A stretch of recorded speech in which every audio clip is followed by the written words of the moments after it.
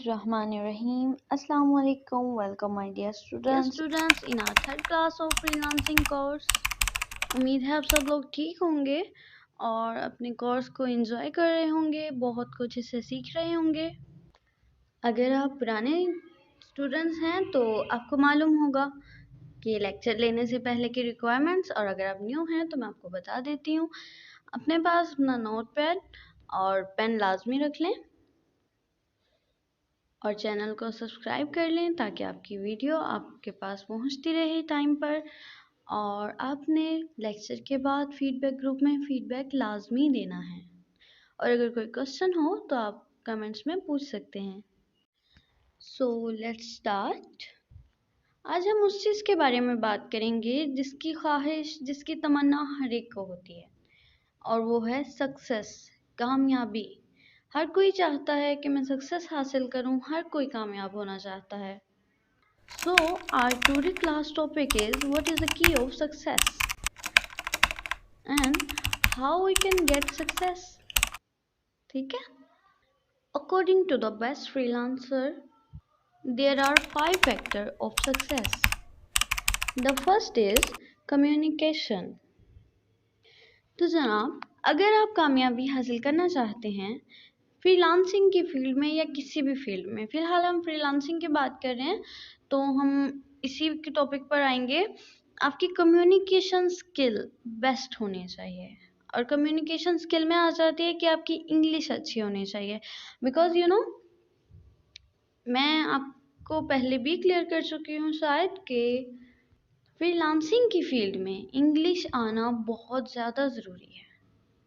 Because client का project English में आता है, आपको उसमें बिडिंग इंग्लिश में करनी होती है, आप उससे बात करते हैं चैट पर तब आपको बात इंग्लिश में करनी होती है। चलो यहाँ तक तो किसी ना किसी तरह आप कंप्लीट कर लेंगे, बिकॉज ज़्यादातर लोग ऐसे होते हैं जिन्हें लिखनी आती है।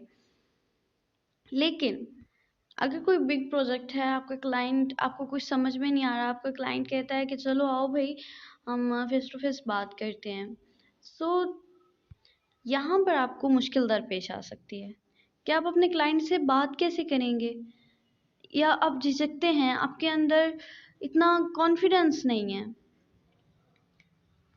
कि आप उससे इंग्लिश में बात कर सकें, या फिर आपकी कम्युनिकेशन स्किल इतनी अच्छी नहीं है कि आप बात कर सकें, उसको समझा सकें। तो सबसे पहले जो है अपनी कम्युनिकेशन पर काम कीजिए, आपको बात करने का पता हो।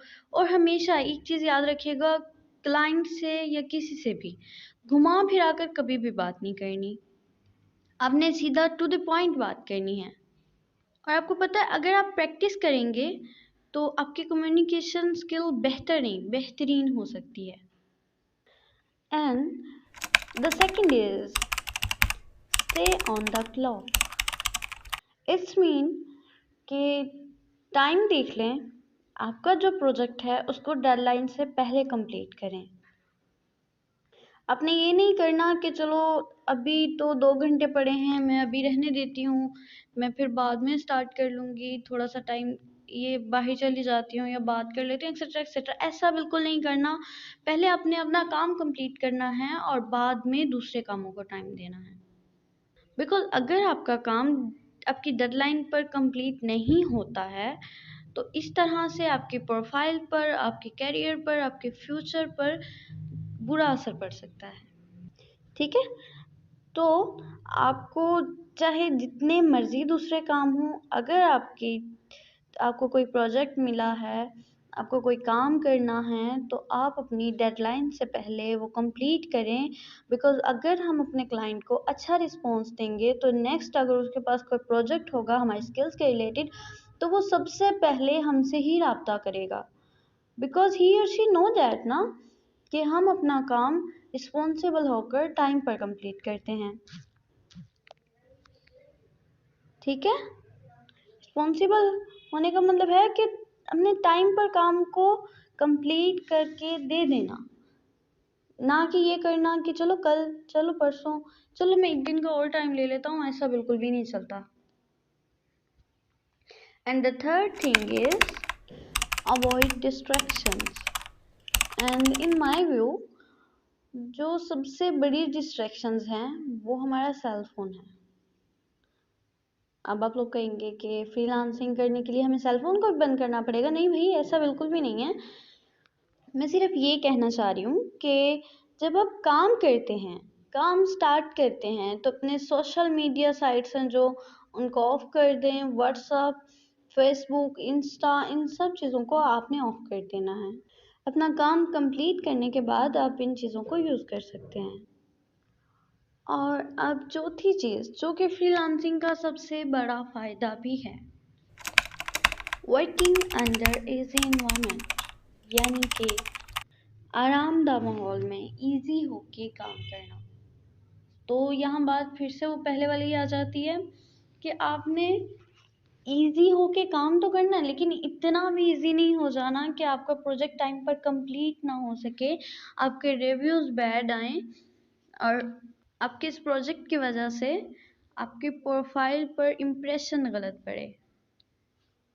सो काम इजी होके करना है, लेकिन इतना इजी नहीं होना कि टाइम पर काम कंप्लीट ही ना हो। ठीक है। And the fifth thing is your attitude. You know, attitude matter most. Because देखें, हम अपनी आम जिंदगी की ही मिसाल ले लेते हैं। जब हम किसी से बात कर रहे होते हैं तो हम एक बंदे को तो ज़्यादा रिस्पॉन्सिव तरीके से उससे बात कर रहे होते हैं, और एक बंदा होता है जिसको हम 2-2 3-3 घंटे बाद आंसर कर रहे होते हैं। सो आपका एटीट्यूड इस तरह का बिल्कुल भी नहीं होना चाहिए। अपने क्लाइंट के साथ भी रिस्पॉन्सिव रहना है। और एक सबसे बड़ा जो मैंने देखा है कि जब किसी भी जो फ्रीलांसर का काम नहीं कंप्लीट हो पाता, तो ज़्यादातर वो लोग क्या करते हैं, वो लोग अपने क्लाइंट को आंसर ही नहीं करते। आपने ऐसा बिल्कुल भी नहीं करना। अपने क्लाइंट से बात कीजिए। अगर कोई मजबूरी, पहली बात तो आप अपना काम डेडलाइन पर कंप्लीट करें। और अगर ऐसा आप नहीं कर पाते, कोई इशू आ जाता है, कोई मजबूरी बन जाती है, जाहिर सी बात है दुख और सुख हर इंसान के साथ होते हैं। ठीक है। तो आपने अपने क्लाइंट से बात करनी है, उन्हें बताना है कि मेरी मजबूरी बन गई है और मैं, आप डेडलाइन को थोड़ा सा आगे कर सकते हैं, मैं यहाँ इतने टाइम तक काम करके आपको कंप्लीट करके दे सकती हूँ। तो इस तरह से आपने बात करनी है। ऐसा नहीं करना कि बिल्कुल ही मंजर से ही गायब हो जाना है। ठीक है। तो अब आपने नोट तो कर लिए होंगे, बिकॉज मैंने आपको पहले ही बता रखा है कि आप लोगों ने नोट्स बनाने हैं। तो अब इन नोट्स को जब आप फ्रीलांसिंग स्टार्ट करते हैं अपने टेबल पर चिपका लीजिए, ताकि बार बार आपकी नज़र पड़े और आपको ये याद हो जाए, आपको पता हो कि आपने क्या करना है और क्या नहीं करना। सो हम मिलते हैं अपनी अगली क्लास में एक नए टॉपिक और बहुत ज़्यादा इंफॉर्मेशन के साथ। इसी के साथ मुझे इजाज़त दीजिए। अल्लाह हाफिज़। वीडियो देखने के बाद अगर आपको कोई भी इशू होता है तो आप कमेंट में पूछ सकते हैं, और आफ्टर वॉचिंग द वीडियो आपको फीडबैक ग्रुप में फीडबैक लाजमी देना है। ठीक है।